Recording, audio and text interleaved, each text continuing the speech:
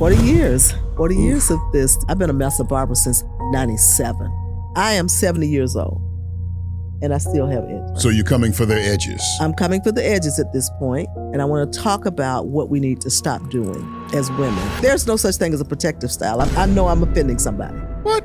What are you protecting? I'm just asking the question, because nobody on this planet can grow your hair.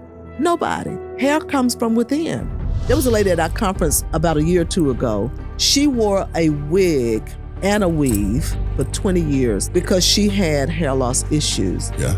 And she was afraid to tell her husband. He never, for 20 years, saw her without something on her head. How much pain do you got to be in? Like, your husband has never seen you in the shower? They ended up going through a divorce. It's scary. It's heartbreaking. Yes, it is. I have cases that are coming in the clinic where we're now seeing girls 5 years of age, edges completely wiped out. 5 years old? 5 years old, wiped out. Walking God's plan, you're looking at a certified man.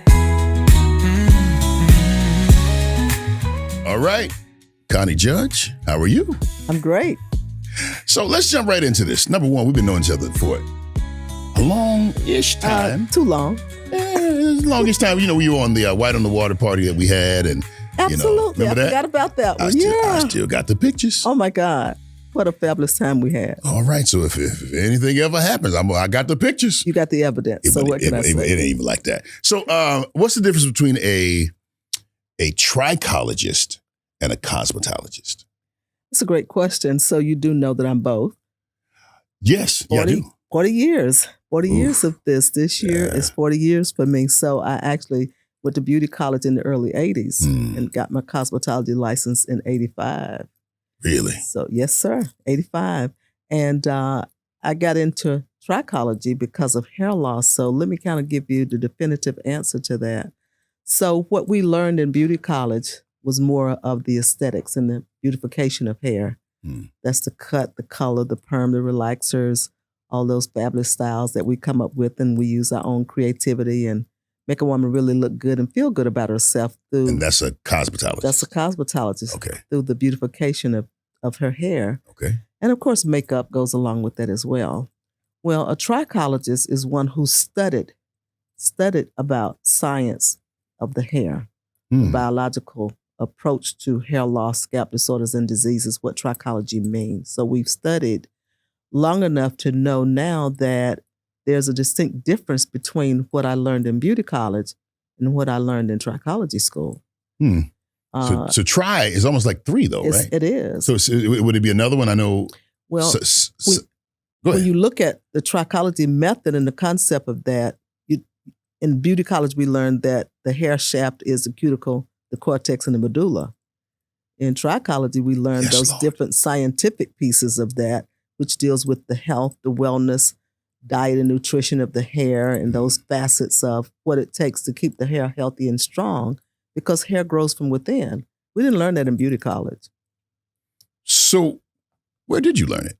In trichology school. So trichology school existed because somebody said there is a problem that needs to be solved? Or how did trichology become something that I just found out about a few years ago? Cosmetology, I feel like I've known all my life. Well, absolutely, because the U.S. is far behind on certain things. And that's where we have kind of missed the mark. But now it's becoming more popular in the U.S., and it has been now for many years. I would say probably the last 20 years. But in the last 10 years, it has become even more known to the U.S. But the subject matter itself is more than 175 years old. And it came out of the UK. It actually came from those people who were in the pharmaceutical business, who were in the barbering business, and the men who had issues with their scalp, with their face. So it kind of originated from that perspective. And again, when I say that the U.S. is so far behind, the UK was doing trichology long before we ever knew the word about trichology. So if I have an issue, let's say with my scalp, or I have an issue with my hair, it's not really growing, whatever it is. And do I need to find a trichologist, or will a cosmetologist do? Well, you do have some cosmetologists who are about healthy hair, and that's just really honest.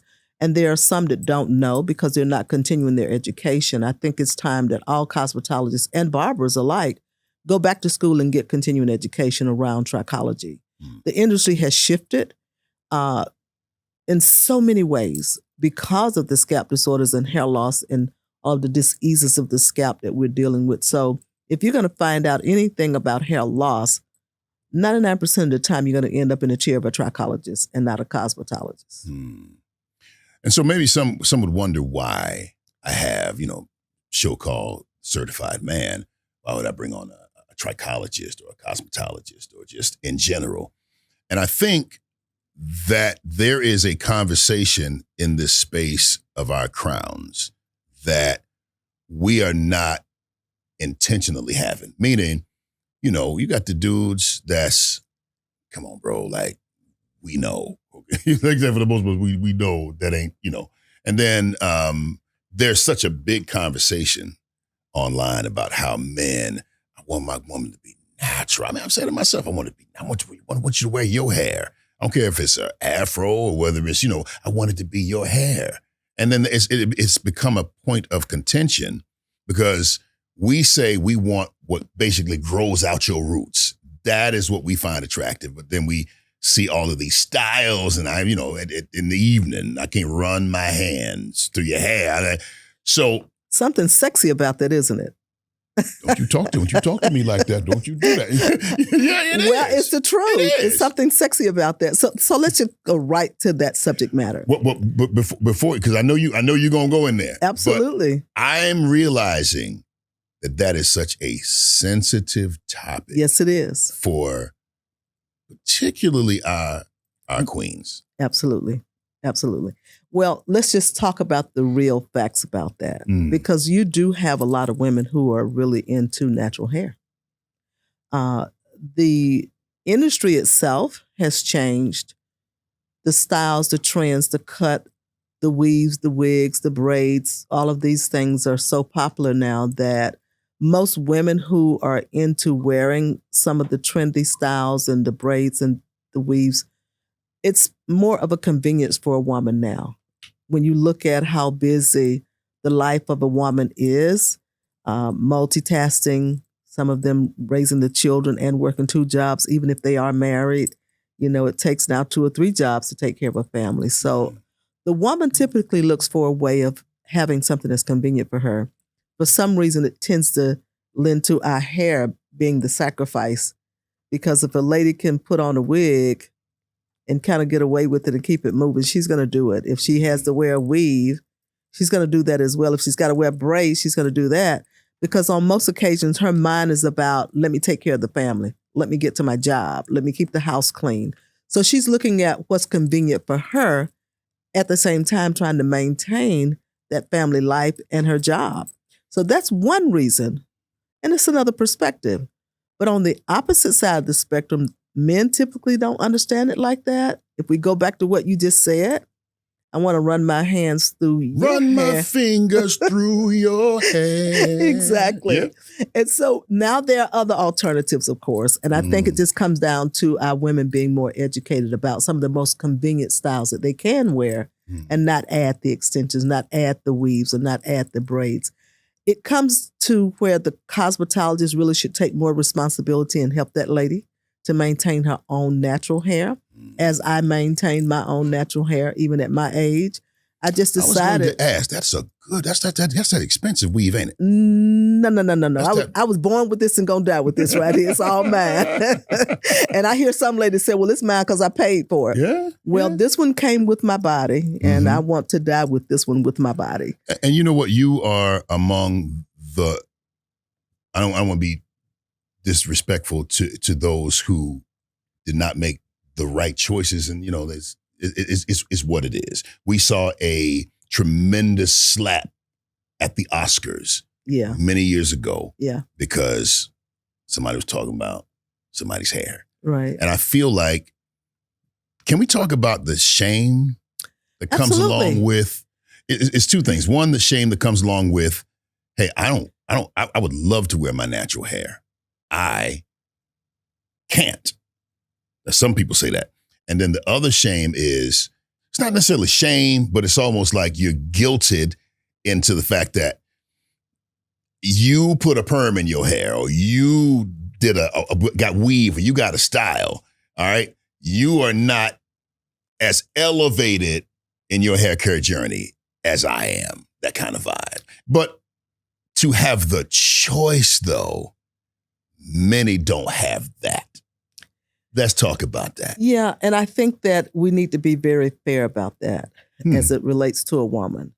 Again, when it comes down to what I just said just a moment ago, women tend to do things that are convenient because they're trying to maintain all of those responsibilities that they have.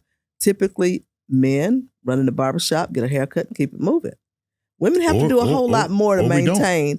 Well, I know you guys are doing a whole lot more now than you've ever done, but then still there's a less amount of responsibility on the man than it is on the woman. And so when we look at what she has to do, a lot of times she'll neglect her hair, and that causes problems because of neglect. It's easy for her to get up and put on a wig and keep it moving. Again, that comes down to neglect. Well, over time, that will slow walk you down. It'll catch up with you. So I think it still goes back to what needs to happen that's not happening in the beauty salons. Cosmetologists really do need to take full responsibility in educating their clients on simple ways to maintain simple styles throughout the week, and then something a little bit more elegant for weekends if they're going to go out and, have a great time, or they're going to church or whatever. It's just not enough education around that. I think there's a thing with cosmetologists that they're afraid if they teach their clients too much, they're not going to have clients. So you have to look at it from that perspective. Yeah. But on the other hand, when we talk about the shame, if the woman is dealing with some form of hair loss, she is going to cover, and she should cover, because it bothers with her self-esteem. And that's something that we have to really deal with from a sensitivity, more compassionate type of way in talking to this lady and trying to provide some form of solutions that may help her regrow her hair if it's not gone too far. So again, in this instance, your trichologist is going to be your best friend. Because if detected early with any form of scalp disorders or hair loss, we can kind of help mitigate damages and get her on a regrowth plan. That will help to regrow that hair. If she's not scarred with scarring alopecia, on most occasions, we can help women to come back. They may not have all of 100%, but I promise you, they can come back. It just depends on how old they are, how much damage has been done, the things that we need to look at in terms of putting a treatment plan in place for her. I don't like to promise. I always tell a client, let me under-promise but over-deliver. Because that's the best way to do it. I don't set her up for failure. If I tell her, I can grow your hair, I don't like hearing cosmetologists say that. There's no such thing that a cosmetologist can grow your hair. A doctor can't grow your hair. A trichologist cannot grow your hair. So I can grow your hair is a misnomer? Yes, it is. That's a myth. And let's bust that one right now. Because nobody on this planet can grow your hair. Nobody. Hair comes from within. So whatever you do to the inside of you, in terms of diet, drinking water, being less stressed, those type of things are the things that need to nurture the hair by eating good foods, resting properly, drinking the water that you should drink. That's what helped to replenish, refresh, refuel the hair follicles. Now, what a cosmetologist and a trichologist and a doctor can do is treat the scalp. They can treat those hair loss issues, going back in and putting some reinforcement around that with treatments, but it's still left up with the client if they're going to follow those instructions, if they're going to do all the right things to help boost the hair from within to grow. So that's a misnomer. We need to really clean that up and help people to understand you're in control of what happens to your hair, okay? And if you got a sickness in the body or some form of disease that needs to be addressed and dealt with, it could be medications that cause you to have hair loss. It could be those type of situations with the stress and the medication, sickness or disease, those things can contribute to hair loss. But again, a woman who takes chemotherapy is a perfect analogy. If she's taking chemotherapy, it's going to destroy the good cells with the bad cells. Okay. So she's going to have some hair loss issues. Well, once she's done with chemotherapy and she goes into remission, guess what happens? Hair grows back. The hair comes back. But guess what it does? It goes back to the embryonic stage of life.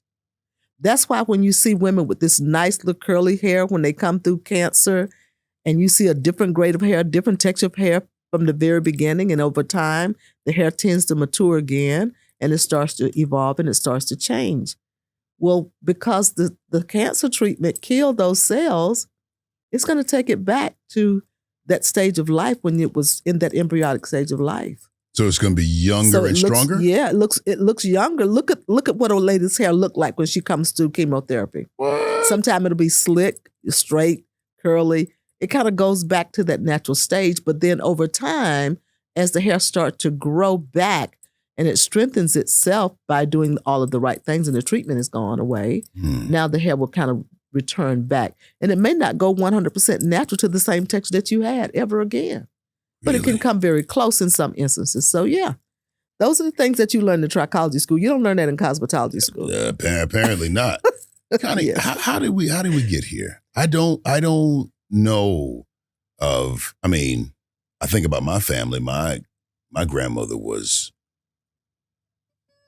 I caught her one time. Early morning prayer.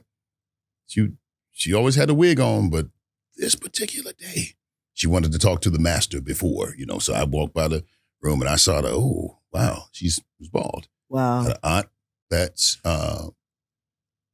bald in that sense. Yeah.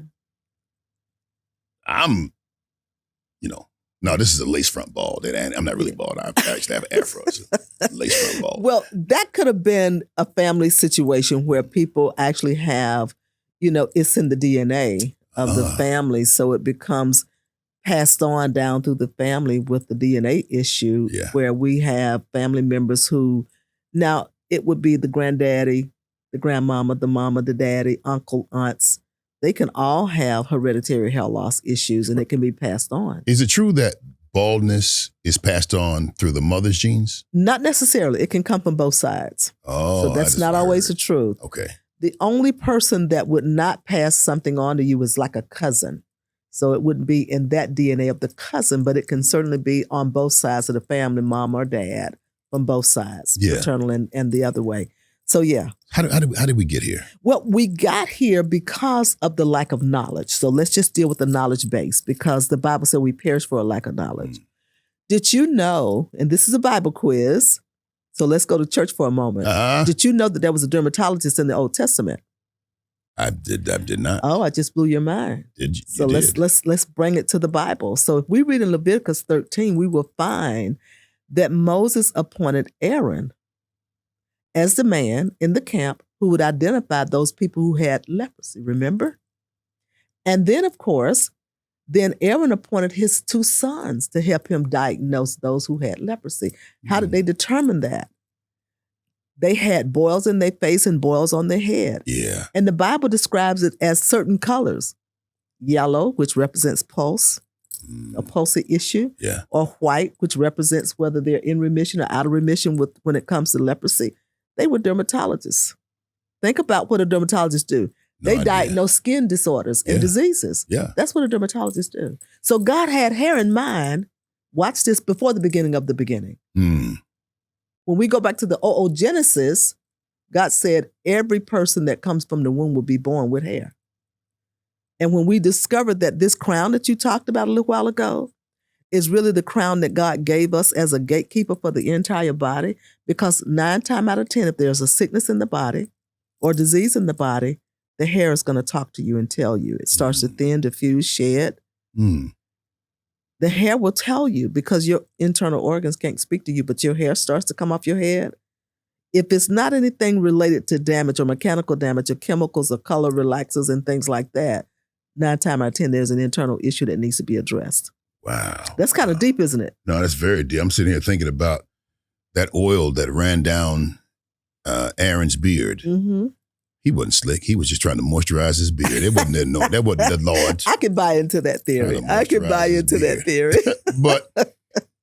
but don't you think that it's more prevalent? Like the hair loss, the hair damage, the scalp loss, skin damage? Listen. The global pandemic has shifted us to a whole different dispensation of time when it comes to hair loss. So let's just go there for a moment. Yeah. Let's talk about the epidemic and the pandemic. So we know that an epidemic can be something that's localized statewide or nationwide. But when you talk about a pandemic, that's global. Now I'm taking you back to Africa. When did you ever see African women wearing weaves? It was never heard of. Well, I mean, you mean back then? Period. No, they kicking it. Until more recently, now you're seeing African women who are wearing weaves. Well, they've always been into the braids. The Nigerians, they jank be luxurious. Come on, all of it. And so now when you look at the Hair Factory up in Maryland. Hair Factory. The Hair Factory. Google that one. The Hair Factory. Hair Factory. They're open 24/7, 7 days a week. African women who are braiding hair day and night. It's run like an assembly line. Really? You have 3 girls working on one lady that turns those braids out in a couple of hours, where if one cosmetologist or a braider was doing it here, it'd take them all day to braid somebody's hair. They're standing there twisting all day long and all night long. Well, I mean, at least they're having like they're doing protective styles, right? Well, okay, now that's another myth. See, I came to tell you the truth. So there's no such thing as a protective style. I know I'm offending somebody. What? There's no such thing as a protective style. What are you protecting?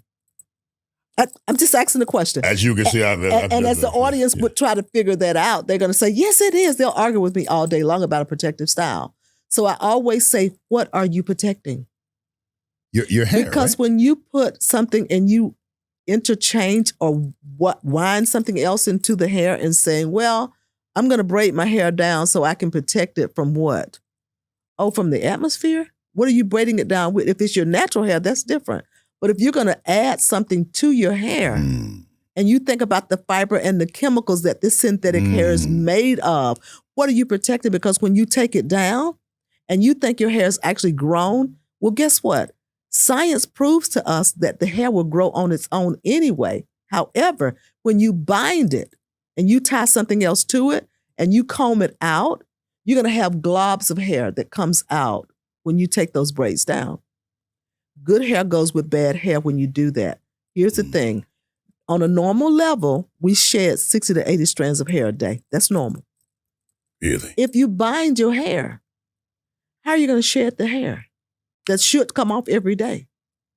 So if you wear braids for a month or two, and you're supposed to shed 60 to 80 strands a day, when you take the braids down, that hair that was supposed to come off on its own, it was still working. You never felt it because hair doesn't have a feeling to it.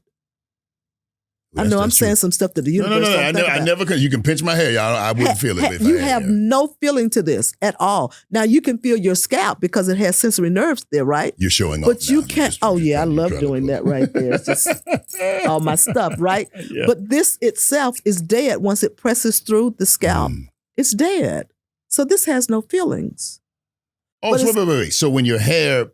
The strand here is dead. Comes through the scalp. Yeah. After it birthed through the womb. It's no longer alive? This is not alive. This is dead. What is living, I know this is all science-based evidence. What's living is the root of the follicle. That's living because blood flow is going to there. Where blood don't flow, hair won't grow. You can have that one, but I coined it. Yeah. It's in my textbook. Where blood don't flow, hair won't grow. So when it presses through and it comes through the scalp itself, now this is dead. It has no feelings. That's why they do those PRPs then, huh? Well, that PRP is just for treatments. Plasma-rich. Platelet-rich plasma. Platelet-rich plasma. Because I know they do it with That's like putting new cells back in. Yeah. So that's for that purpose, to help regrow hair. Now, that is your own blood and your cells that came from your own blood. That's something different. It's wonderful what that does for the hair, by the way. So let's kind of stay on topic here, though, because you wanted to know about these protective styles. Yeah. So I'm telling you now that hair that sheds, that you should shed, when you take it down, it's going to come off. And guess what? Because that dead hair was tied up into all of that new hair that was trying to push through, with the power and the force that comes off of that, it also pulls some of the new hair. And so a lady can grow hair because it grows on its own, or a man, it grows on its own. But you're definitely going to have some shedding and some scalp issues too if you don't keep your scalp clean. Keep your scalp clean. You got to. Do you take a shower every day? Yeah, I would think so. You brush your teeth every day, right? Branch off, yeah. Okay, so why don't we have a hair checkup? Why don't we do that? Why don't we keep our scalp sanitized? Why don't we keep our scalp clean? Why don't we exfoliate our scalp? We should. Exfoliate your scalp. Just like you exfoliate your face, scalp is skin. Scalp is skin. So this is why we're dealing with all of these issues where people have hair loss disorders, scalp disorders of the scalp, seborrheic dermatitis that we kind of talked about before we started. These things can also come from that, poor healthy scalp environments. Seborrhea can also come from sickness. It can come from medication, products that are high in alkaline, acidic products. They can also contribute to that. And we have a lot of parabens and sulfites in a lot of our shampoos and conditioners, and we got to do away with that and get back to the real deal where you don't have the parabens and the sulfites and that in your products. It's not necessary. I'm still stuck at exfoliate your scalp. Absolutely. How? It's a You mean scalp facial. Like the It's a scalp facial. So there are products that can remove the dead skin cells from the scalp. why do you need male to and remove female. dead skin cell from the Because if you don't remove the dead skin cells that grow every 4 months, you're going to end up having some hair loss issues. It is necessary. You see how knowledge is power when you use it? Our people are perishing with hair loss issues because of a lack of knowledge. How often are you supposed to give your face your scalp a Every facial? 4 to 6 weeks is acceptable. Every 4 to 6 weeks, you should be exfoliating your scalp, Okay. removing those dead Wow. skin cells, Wow. and hydrating the scalp again. So I said protective hairstyles. Like I just knew I was saying something, and you was like, "That's a myth." Okay. Well, I'm sorry. So we honestly don't. Many of us don't really know the things that are blocking the growth and the health of our hair, and Absolutely. apparently our scalp as well. Absolutely. And is that why we are here where we are? Yes, it is. That's part of the reason, but not all. But that's a factor that needs to be addressed. And again, let's go back to education. When I said earlier, the cosmetologists, the barbers, those who come in contact with anything to do with the hair, even the braiders, the sad thing about that is that they don't get a lot of training on scalp disorders and diseases because they're so busy into braiding and making these trendy styles with the braids. And I'm not knocking that. There's no judgment in me about that, but it's just education that needs to be provided for people who are doing that. And I just think that a lot of the states who've deregulated and allowed these type of services to be rendered without any form of education, they're setting us up for failure. And I think education is just the key. And when we fuss about 5 hours for CEU credits to renew our license, and we fuss about 5 hours, I think that's ignorance on fire.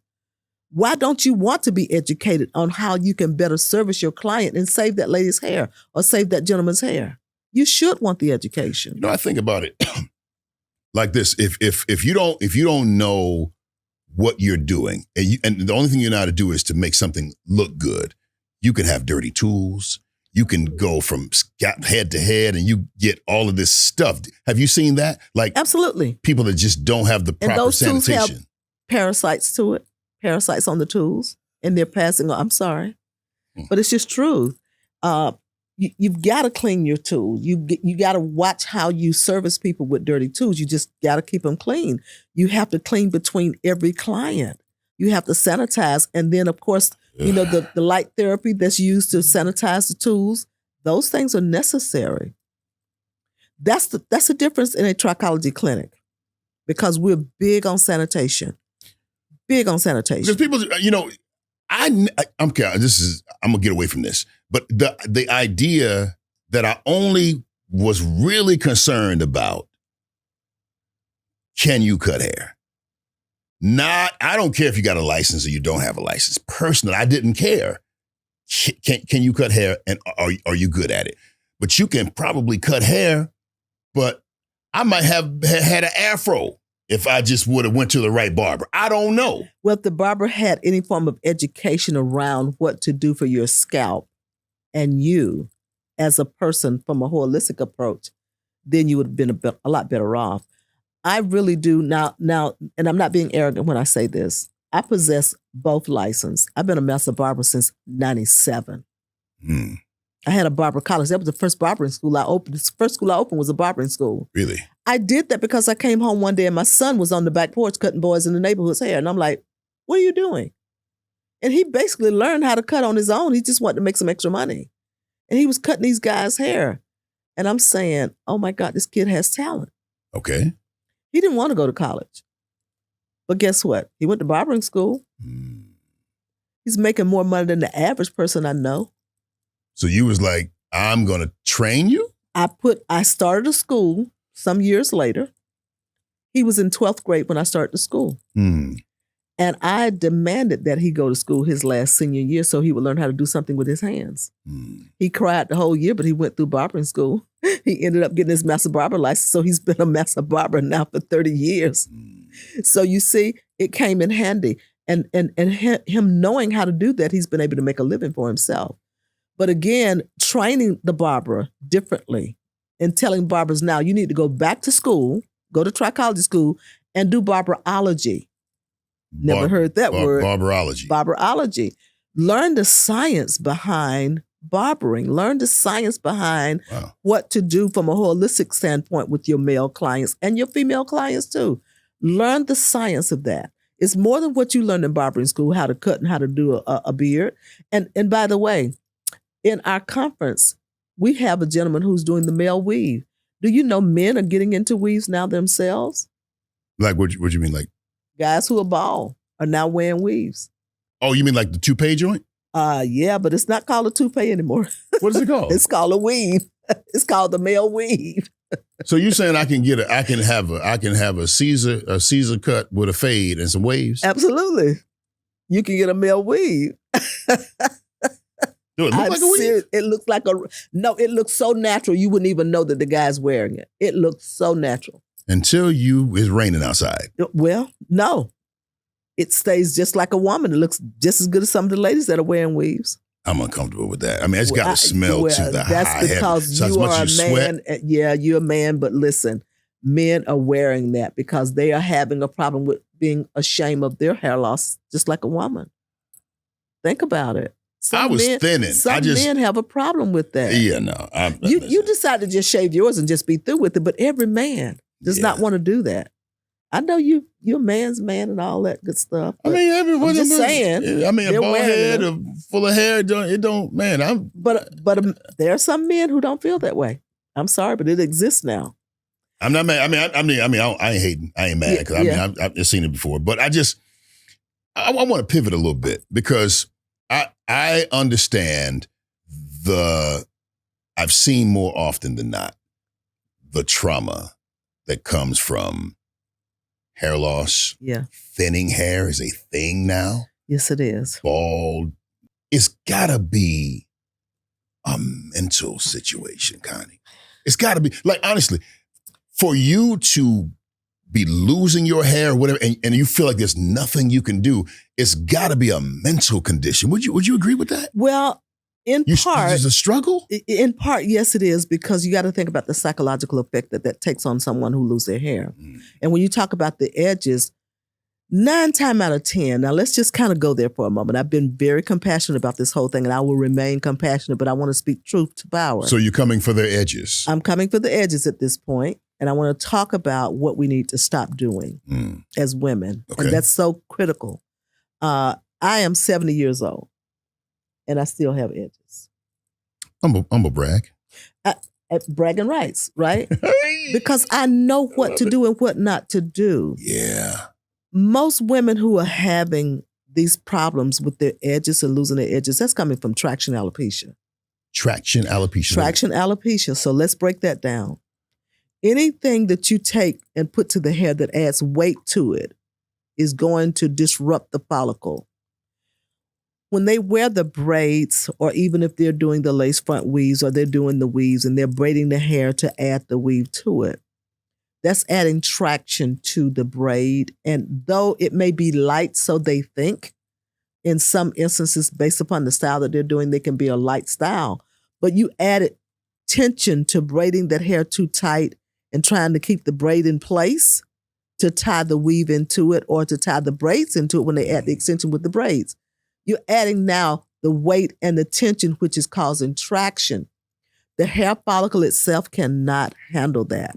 So it fills up with inflammation of the scalp. Inflammation of the scalp is what happens when you put too much tension and too tight, and you adding more to the follicle itself. I've seen that. That's adding inflammation to the scalp root. The root of the hair is filling up with inflammation. Over time, inflammation will kill anything. Yeah.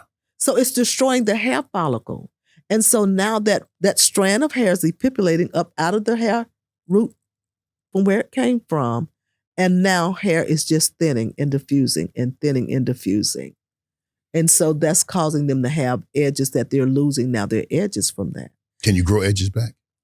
If you catch it in time and you stop doing what you're doing, you can grow them back and then go back to doing it again. Because I don't like this word, but I'll use it. It's habitual. When we continue to do that and we see it going away, now that's when it's psychological. You see it going away.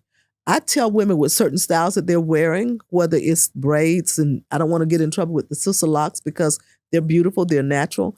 But at a certain age, the sister locks, a lot of the women are wearing locks, right?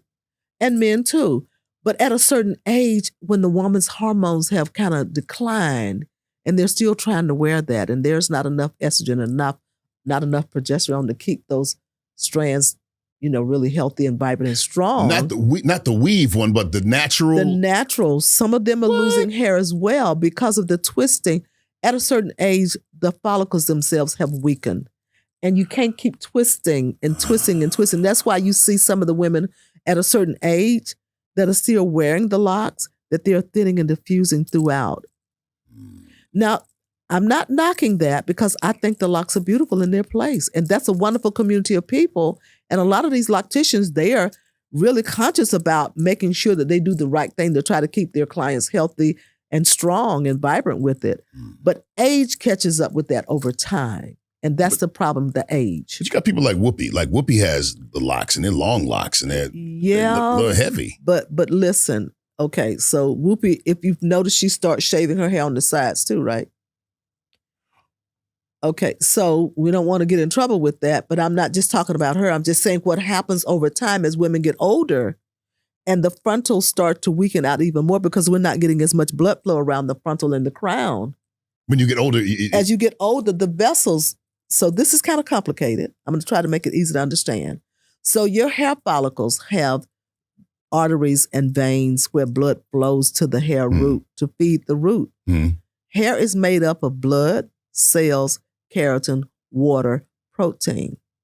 So you have to continue to give the hair what it needs for the blood to flow to that follicle root. Yeah. Over time, as we age, the follicles begin to diminish. They get smaller. They get tinier. And now blood is not getting there like it should to keep that hair root strong and vibrant. And there's nothing you could do to make the blood get there or what? Well, you can do treatments. You can do laser therapy that will continue to thrive and help feed those areas that are weak. But once you lose an artery or a vein, you really can't get that back. But you can nurture and strengthen that remains. So that's what you need to do as you get older. And that's what I've learned to do for my own hair because I had some hair loss issues a year ago from stress. I was going to ask you that. From stress. But I knew what to do to come back from that. And that's the difference in me and a consumer who don't know what to do. And people who don't go to school to learn what to do. I want to encourage even locticians, braiders, barbers, and cosmetologists. If you are touching somebody's hair, go to trichology school. Hey, look at that camera. Just tell them. I'm just telling you. You need to go back to school. The industry has shifted. The chemicals have shifted. The hair has shifted. Everything has changed in the last 5 years of this pandemic. It's time for us to go back to school, get re-educated, because education is the key to the success of a woman's hair and a man's hair. Education is the key. Wow. Tell me about the stress. So you were stressed, and the stress did what? It caused telogen effluvium. So telogen effluvium. No, ma'am, I know you can't say that one right there. God bless you. Yeah, Gesundheit, yeah. Okay, so telogen effluvium is, let me give you a parallel to that. When a person goes through cancer and they lose hair, the telogen stage kicks in and it causes hair to go or either come, but on most occasions it's going to go faster because you're bringing it out of a stage that it should have remained in for a good while longer and it did not remain. So the telogen part of that can really take the hair off the head. Now, here's where we get into trouble at, or the cosmetologist, should I say. They mask that issue. They're going to weave it, make a wig cap for it, or they're going to tie something to it. Wrong thing to do. So when this happens, I was asking about stress. So you're stressed and it causes what to happen? Intelligent effluvium to kick in where the hair will come off the head automatically. So stress causes telepinapulum to come through. Intelligent effluvium. Intelligent effluvium. Yeah, the intelligent effluvium. I know I ain't saying it right. Yeah, certain types of stress can kick it in early. Okay, so it can cause you to have your hair to go into the intelligent stage. And so when that happens, you're saying that some cosmetologists will say, girl, don't worry about it, I got you. Then and they'll put something on there like a weave, or they'll braid it. They'll try to cover and mask the issue. That's one thing you don't want to do when intelligent kicks in like that. You don't want to put a wig on? You're going to put a wig on, yes. A wig is good. Not the weave, not the braids, not the glue in, the sew in. Don't tie anything to the hair when it's going through that phase. A wig is fine. It's safe. I said something in my notes when I said exchange your weave for a wig. While you're in that space. In that stage, yes, because a wig is safe. It'll cover. And wigs are fashionable. They're beautiful. I mean, I'm seeing women who wear beautiful wigs. I see nothing wrong with a woman wearing a wig. I don't see it. It just got to look like it ain't a wig. Well, it's fashionable. Those pretty ones. I know you see some rough stuff out here. I understand that. But I'm talking about the elegant wigs. I'd be like, why your wig right here, though? Like, what are we doing? What's happening? Like, why? You're going to get yourself in trouble because women are going to come for you. I'm telling you right listen, now. Let me say something to come for you. I love you, my beautiful queen. But if you ain't got no friends, if they let you walk around with your wig right here, right centimeters above your eyebrows, that my sister, these things ought not be, beloved. They should be. You're going to get yourself in trouble, okay? And listen. You better walk careful. I love y'all, but I'm saying, so let me speak for guys for a second here. Okay. All right.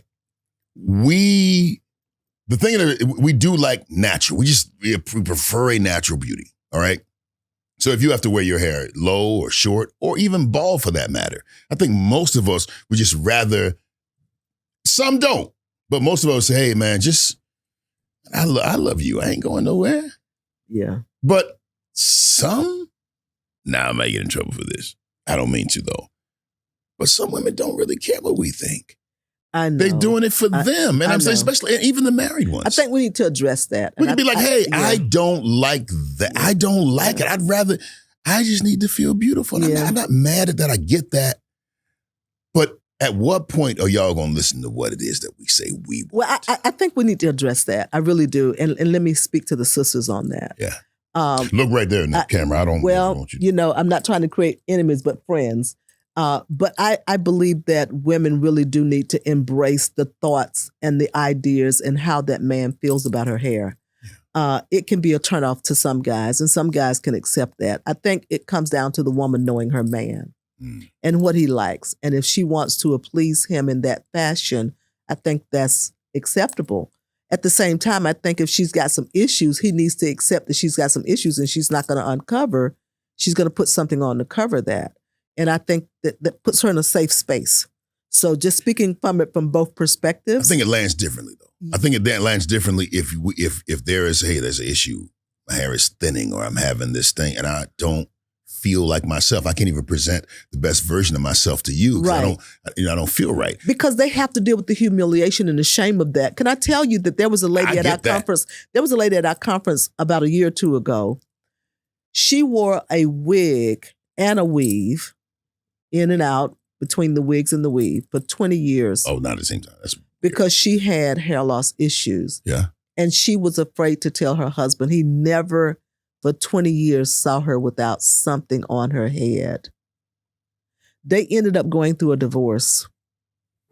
And when she went through the divorce, it was in such bad shape that she decided she was going to set herself free from the weaves and the wigs.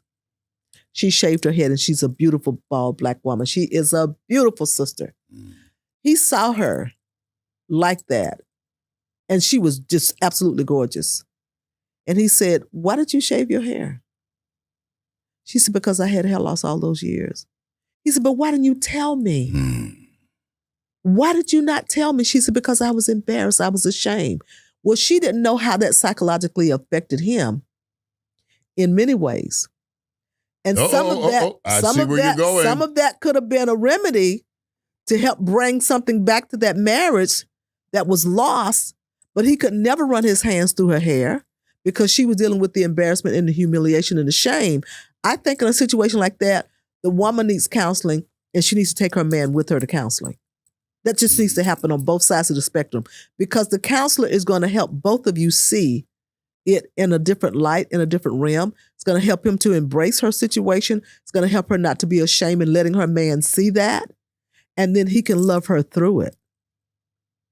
He can love her through it. So many questions about that situation. Like I know it gets a little touchy, but I'm gonna err on the side of caution because when I deal with women every day with hair loss issues, and I see the pain and I see the emotional effect that it takes on them. I do feel the pain. And I think that our men sometimes stereotype us some kind of way and feel like we just need to make this exception and just do it anyway. Do what anyway? We've got to just wear natural whatever you want us to wear. But we've got to embrace what we're dealing with. And if we don't have the psychological help that we need to deal with that, it's hard for us as women. It's really hard. So again, I just say that both people need education. The man and the woman need education. And we need to have real honest conversations with each other about that. Affectionate conversations, sensitive conversations, prayer conversations. Seeking the wisdom of God on how to speak to that woman about that hair issue. Yes, Lord. And she needs to speak to God about what it does for her man. And if she needs to also be set free and say, well, baby, for you, while we're home behind closed doors, this is what we're doing. But when I go out there, I'm covering me because I don't want nobody to see me like this. And until she gets to a place where she can embrace that with the world seeing it and she don't care, that's something totally different. There are a lot of women who are setting themselves free now because they got catastrophic hair loss. And I hate that word, but it's true. Catastrophic hair loss. I mean, you know, when we do put these pictures up where people can see the real deal and what our women are facing without seeing their face, it's horrifying. It's scary. It's heartbreaking. Yes, it is. But may I spin the block real quick? Let me go Sure. back. Yeah. How much pain do you got to be in? Like, your husband has never seen you in the shower? That's a lot of pain. How long you been married? It's a lot of pain. 20 years. They were married for 20 years. Oh, I can't. It's a lot of pain and a lot of covering. You got to walk me through this one. Yeah. Well, this was her story, not mine, but she did it. What could you possibly be going through? And I mean, maybe I can't, it ain't for me to understand, but what could you possibly be going through that you never exposed that to the person that you said I do to? Yeah, but what if he was always critical in other ways toward her, and she just said, if I say this and tell him I've got hair loss and I let him see this, he's probably going to be even more critical of me. That's cute. Well, when she cut it and he saw her after they were divorced, what did he say? Was he critical? No, she was beautiful. And he said, why didn't you tell me? Why didn't you tell me? So she didn't know how to do that. I think that she probably became passive in it. And sometimes people can become complicit in being passive in situations. I'm not saying that that's what she did, but to go 20 years and that man never see my head, no. I couldn't even lay beside my husband like that. I'm not married, but if I had one, you know, he'd have to embrace whatever I'm dealing with. Like, baby, you can just run your hands right here. I don't care. Oh, yeah, I don't have no hair right there, but go ahead and touch it anyway. Pray for it while you're there. There is an intimacy that comes with vulnerability. And when you're vulnerable with the person that you've pledged your life to be with, not even that. Sometimes when you give a person your vulnerability is something that most of us probably can count on one hand. Yeah. The amount of people that we've given it to. Yeah.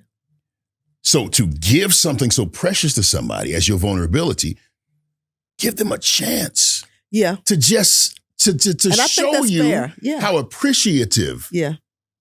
Appreciative they are. Yeah. By saying, hey, thank you for that. Hey, you beautiful. Yeah. Man, my baby bald and I love it. But that's you. Every man is not like that. You see what I mean? So we got to look at men from, across the board. I deal with a certain caliber of man. And I'm going to tell you something. When we love. You love. We love. Mm-hmm. And here's the thing, as long as we are considered and as long as you're willing to at least tell us the truth. Yeah. Man, I had one guy I was talking to, definitely no names, wife, long, beautiful hair. She comes home one day and just decided, I just want to do something different and cut it. Oh God, I can only imagine what he felt. Cut it. I can only imagine. There was no underlying issues. I just need to do something different. And that's one of the things I love about you. You weren't considered. And I think that's the thing. And I don't want to go back and forth because that could be a whole thing. But I know that the hair issue is a sensitive topic. How do we one, stop the cover up? How do we get in a place where the person who says, you said you can catch it if you catch it sooner, in time, yeah, then it's going to help. And how do we stop? There's so many questions here. If you can grab them, how you get them. How do we stop this situation where there are some parents, how your 12-year-old baby got weave? Oh, that's a whole new show, a whole different show. It's going to take us an hour. Let me just tell you how I feel about that. And this is just candid. Now I'm going to create enemies for real. I believe this with all my heart. A mom who does this to a 3-year-old child, and I'm seeing little girls 2 and 3, adding extensions to these babies' hair. And they have not even fully developed the follicle with the strength that it needs to go through life. But moms are looking for convenient now for their children, and they're setting their daughters up for failure because she hasn't even had her first cycle yet. Her hormones are not even balanced yet.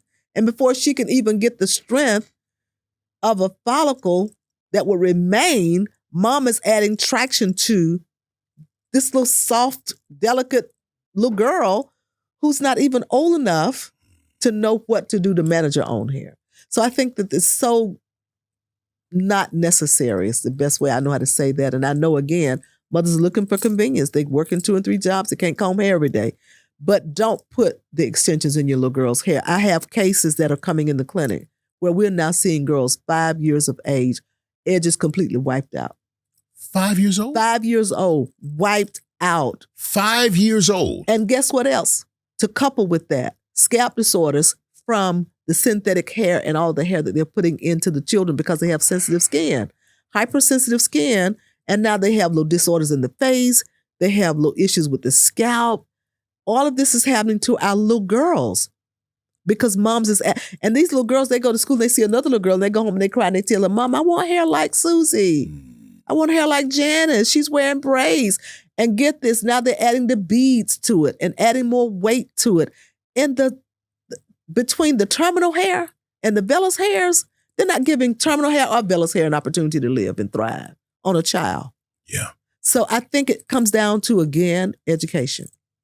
Cosmetologists need to do better educating their clients on the do's and the don'ts of hair. That's in my book called Saving Our Strands. The do's and the don'ts about hair care. We got to land this plane. So let's talk about your book.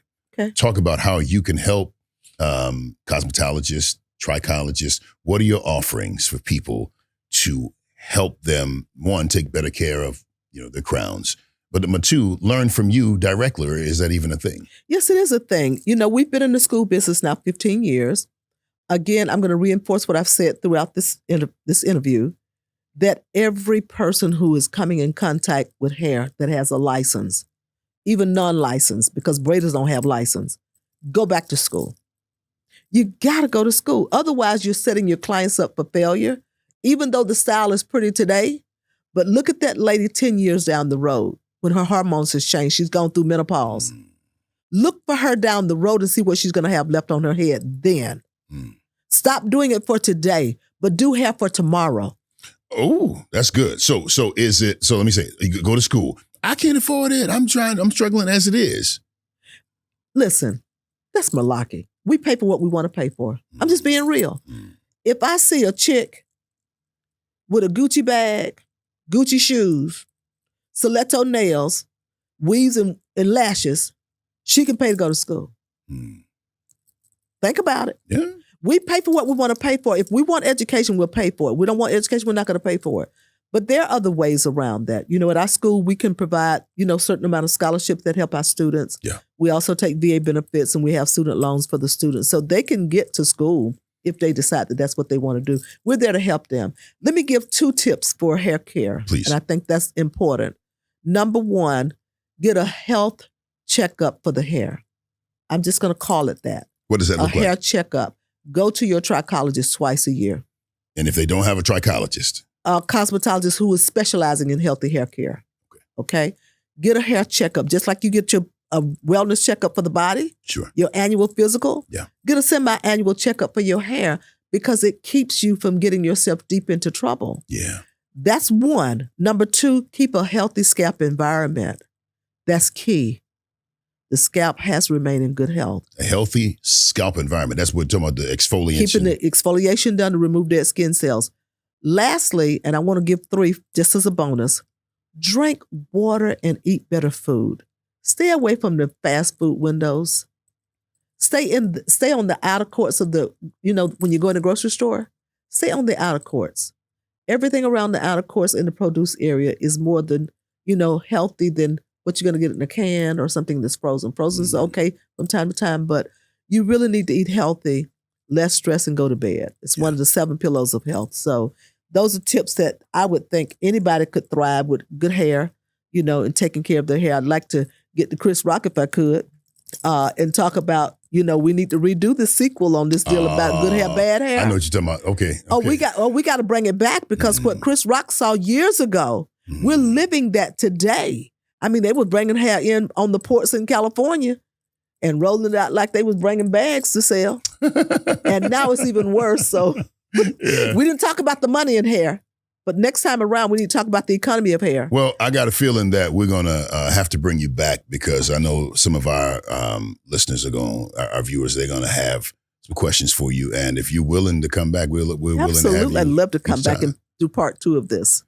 All right. Connie Judge. Somebody's called her Judge Connie. All right. Love it. I bet you do. Yeah, here comes the judge. Here comes the judge. Day children. And she's incredible. Celebrating her birthday. Well, actually, you just celebrated a birthday. Yeah, 70 years of age. I didn't, I don't tell people's age. I'm just saying, I do. Yeah. I'm happy to be here. I love it. I'm happy to be here. Yeah. And 40 years in the beauty industry. So it's a combination of the 2, 70 and 40. That's a wonderful number to be. Man, that's some good stuff. And I was over there close by. Man, had me feeling all self-conscious. I had to go get some lotion to put on. Her skin is all moisturized. Her breath smelling like she drank water and mind her own business and clearly got edges. Connie Judge, and thank you so much for joining us today. If you like something that we said, make sure you like the video, share it with someone, and we make sure we got to have you back. Okay? Yeah, go out there and visit our website as well. How about that? Absolutely. You know what we're going to do? Yeah. Put it like right down here. I love it. Love it.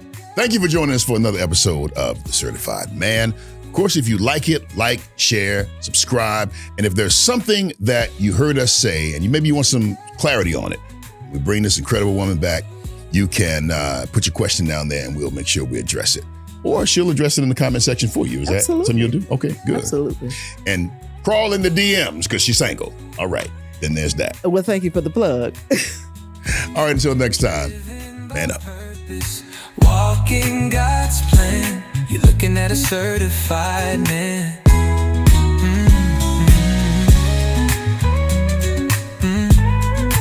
Looking at a certified.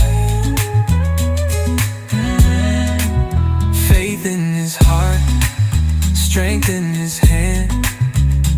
Leads with love.